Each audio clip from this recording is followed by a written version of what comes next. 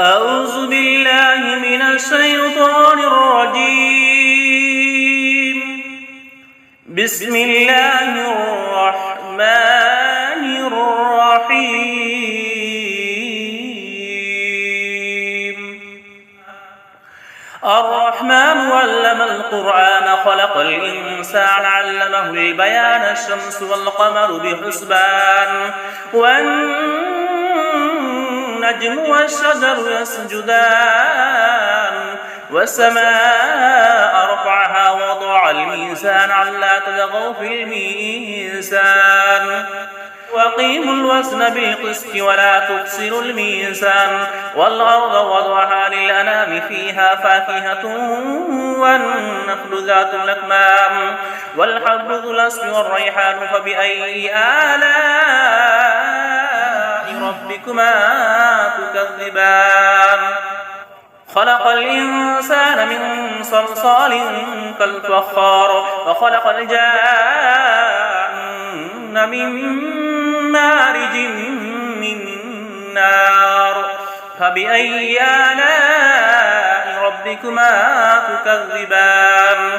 رب المشرقين ورب المغربين فبأي آلاء ربكما تكذبان مرج البحرين يلتقيان بينهما برزخ لا يبغيان فبأي آلاء ربكما تكذبان يخرج منهما اللؤلؤ والمرجان فبأي آلاء ربكما تكذبان وله الجوار المنشآت في البحر كالأعلام فبأي آلاء ربكما تكذبان كل من عليها فان ويبقى وجه ربك ذو الجلال والإكرام فبأي آلاء ربكما تكذبان يسأله من في السماوات والأرض كل يوم هو في شأن فبأي آلاء ربكما تكذبان سنبلغ لكم أيها الثقلان فبأي آلاء ربكما تكذبان يا معشر الجن والإنس إن استطعتم أن تنفذوا من أقطار السماوات والأرض فانفذوا لا تنفذون إلا بسلطان فبأي آلاء ربكما تكذبان يرسل عليكما شواظ من نار ونحاس فلا تنتصران فبأي آلاء ربكما تكذبان فإذا انشقت السماء فكانت وردة كالدهان فبأي آلاء ربكما تكذبان فيومئذ لا يسأل عن جنبه إنس ولا جان فبأي آلاء ربكما تكذبان يعرف المجرمون بسيماهم فيؤخذ بالنواصي والأقدام فبأي آلاء ربكما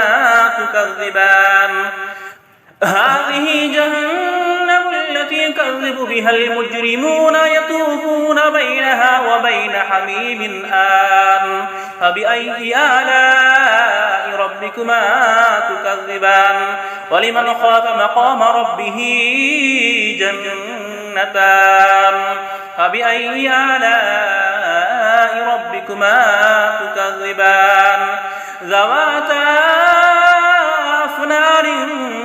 فبأي آلاء ربكما تكذبان فيهما عينان تجريان فبأي آلاء ربكما تكذبان فيهما من كل فاكهة زوجان فبأي آلاء ربكما تكذبان متكئين على فرش بطائنها من استبرق وجعل الجنتين دار فبأي آلاء ربكما تكذبان فيهن قاصرات الطرف لم يطمثهن إنس قبلهم ولا جان فبأي آلاء ربكما تكذبان كأنهن الياقوت والمرجان فبأي آلاء ربكما تكذبان هل جزاء الإحسان إلا الإحسان فبأي آلاء ربكما تكذبان ومن دونهما جنتان فبأي آلاء ربكما تكذبان مدهامتان فبأي آلاء ربكما تكذبان فيهما عينان نضاختان فبأي آلاء ربكما تكذبان فيهما فاكهة ونخل ورمان فبأي آلاء ربكما تكذبان فيهن خيرات حسان فبأي آلاء ربكما تكذبان حور مقصورات في الخيام فبأي آلاء ربكما تكذبان لم يطمثهن إنس قبلهم ولا جان فبأي آلاء ربكما تكذبان متكئين على رفرف خضر وبقري حسان فبأي آلاء ربكما تكذبان تبارك اسم ربك ذي الجلال والإكرام